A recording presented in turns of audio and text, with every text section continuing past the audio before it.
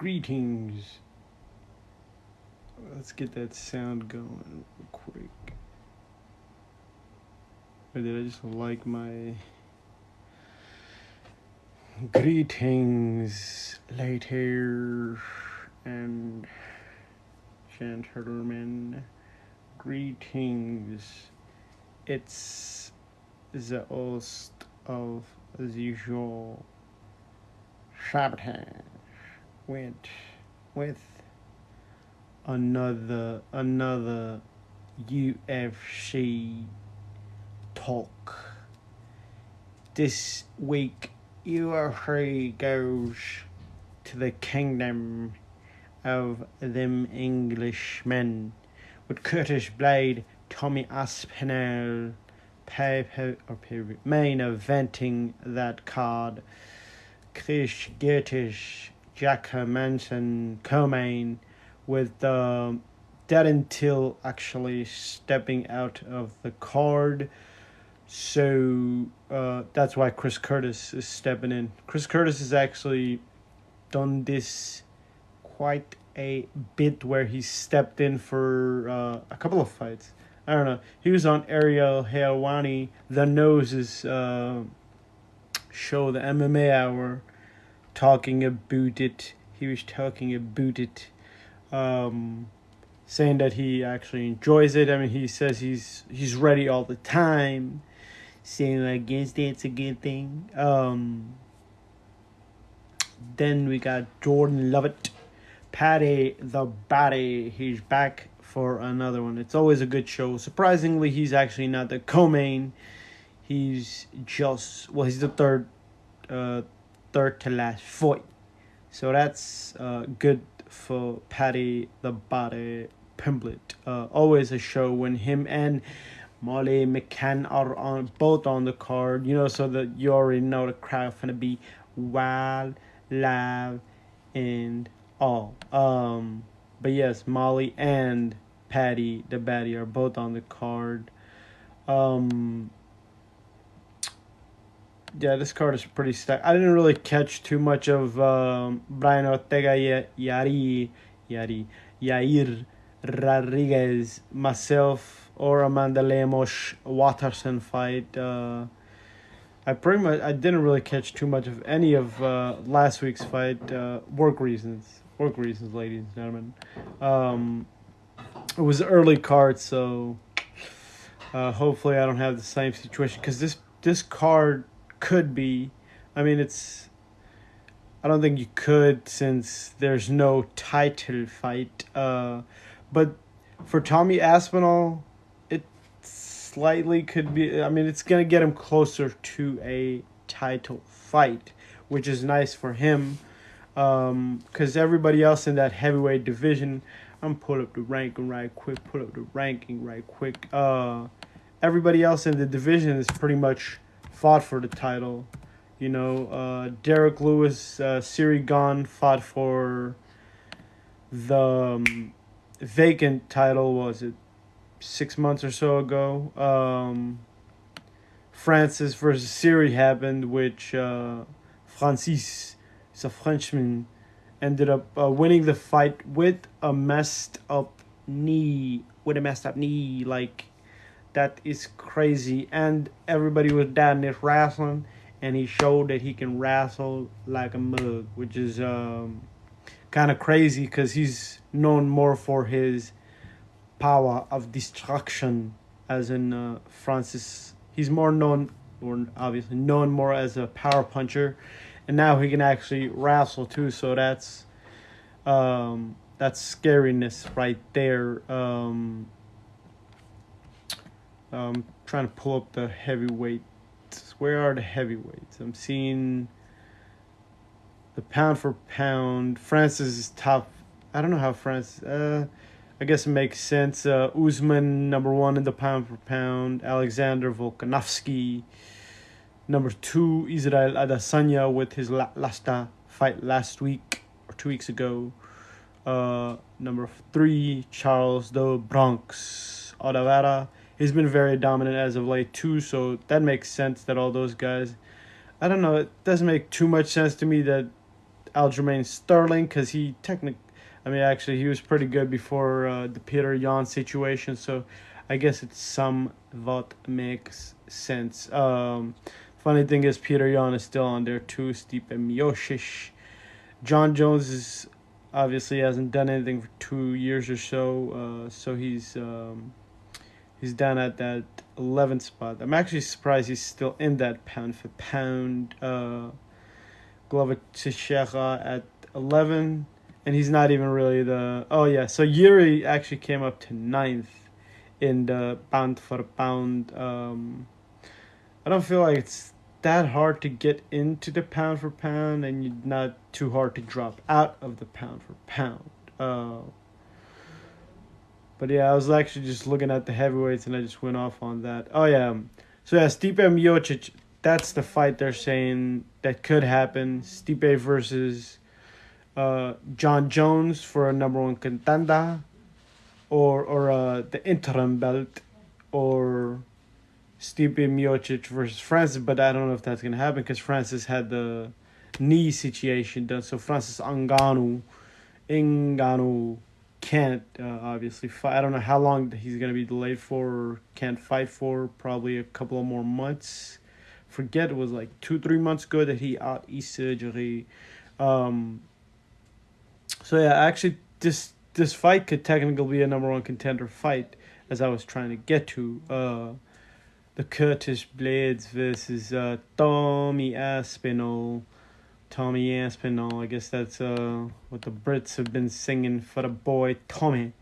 But yeah, so that technically is the number one contender. Oh yeah, Tai Tuivasa, the Aussie man, the Down Under, the man from the Down Under, the shoey man. If you have never seen Tai Tuivasa take a shoey during UFC or after a UFC fight, there was a time where he wasn't really winning, but now he's been on like a 4-fight winning streak or so, and if he doesn't get the title shot, then the winner of Blades or Tommy Aspinall obviously deserves it, because I don't know who else. Chris Daukaus, he's number 9 on that. Jairzinho Rosenstruck is 8.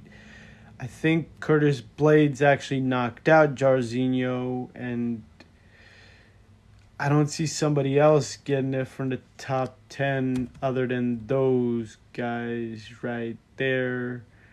I think Alexander Romanov is actually in this card too. Let's see. I'm sure I thought I had seen his name. Maybe it was somebody else. Maybe it was. Oh, it's Alexander Gustafsson and Volkan. So no, I was 100% off. Not sure about the early prelims. Mason Jones is on there. Not too sure if I've ever actually watched a Mason Jones fight. I'm not seeing any. There's Muhammad McCavey, and he's 7-0, but that's early prelims. I don't know if any of y'all actually ever watched the early prelims. But yeah, early prelims are a whole different thing. I mean, early prelims are actually pretty fun to watch. I watch a good amount of early prelims myself, if I don't say so. But then we got UFC 277, which is gonna be lit like a big, with actually the women's division headlining Amanda Nunes versus Julia Pena, which should be pretty nice. Since Amanda Nunes, I don't know why I said Nunez earlier, but Amanda Nunes looked like she was never going to be defeated until Julia Pena showed up and decided that I'm gonna beat the living snot out of this chick named Julia Pena. Julia Pena decided she's gonna knock the frick out. Was it a submission? I totally forget, to be honest. I would actually have to. It might have actually went to 5 rounds. It's been so long. I'm terrible with this, remembering who won the fight and how it was a submission. Oh yeah, she had her down and then she got her in a submission. At least that's how remembers it, ladies and gentlemen. But yeah, that was pretty crazy because nobody really thought that somebody out of the blue was going to come around and knock out Amanda Nunes, which Julia Pena ended up doing. And then we got the co-main, Brandon Moreno versus Car France, another man from the down under, for a belt, technically interim belt, but it's still a belt, ladies and gentlemen. Any belt is a belt. But yeah, for interim belt, so you would have 3 holders of belts by the men's from New Zealand and Australia. So that would be pretty nice for them, or for City Kickboxing. Because Alexander Volkanovski technically has, he's from New Zealand and the rest are from Australia, but they're still trained with each other, so that would be nice for them. So 2 titles on the line in UFC 277, so go check. Well, that's not until July 30th. So that's going to be pretty nice, that UFC 277. Not as big as, I don't know, I feel like 277 and 278 are both pretty big, but both are not as big as recent, I guess, like, as you see, recent pay-per-views. Like, there's one title being defended in this one, 278, with Leon Edwards versus Kamaru Usman, which should be sick. But Edwards has already lost Kamaru, so we'll see what Leon has for him this time, because that fight was like 6 some years ago. So we'll see what Mr. Leon has for Mr. Kamaru Usman. Then you have Jose Aldo versus Merab. Merab is slowly becoming one of my favorite fighters.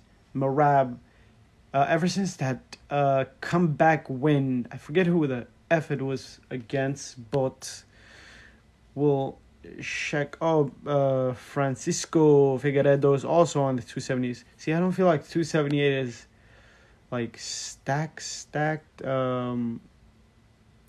compared to, like I said, like other pay. Maybe there's something that I'm missing. I mean, it's August 20th. Maybe there's a fight that's being added, but I don't think so. Usually the card is pretty. I mean, you got Luke versus Paulo Costa, the Wine Levin Madasaka. So you got both of them good boys going off against each other. So that's really nice right there. I tell you what. Other than see, you would think Marlon Vieira versus Dominic Cruz would be in one of these, but no. I guess you still need stuff for freaking fight night. So I guess that's Shamraga. Diego Santos, Santos, and Jamal Hill. Maybe that would have even been nice for that. I mean, see, this fight night, Santos versus Hill, you got Vicente. That's even a pretty nice one. You got Vicente Luque in that one also against Jeff Neal, which should be a pretty decent one. Then you got Brian Battle from Tough. So you got all that in there right there, I tell you what. But so I don't got too much to say about whatchamacallit, UFC Fight Night from last week. And I still have not seen the recap of or have rewatched Strickland versus Pereira. I just actually tried rewatching some of it, but I ended up passing out a little bit afterwards because I watched Munoz versus old boy Shan Sugar Show O'Malley with the Pope. But yeah, not too much was obviously done in that fight until well, you know, because Sugar Sean's fingers went right into what's his name's ass, Pedro Munoz. Probably end up seeing that run back one of the. I mean, in the future. I don't know if it's a new future or whenever in the future, but if it happens, it's gonna happen later. I don't know. But yeah, that's gonna be it for today since I ain't got too much more to say until probably UK UFC or UFC in the UK with Paddy the Baddy and Molly McCann. And obviously headlining that show, Curtis versus Tommy Aspinall. And Sabotage out.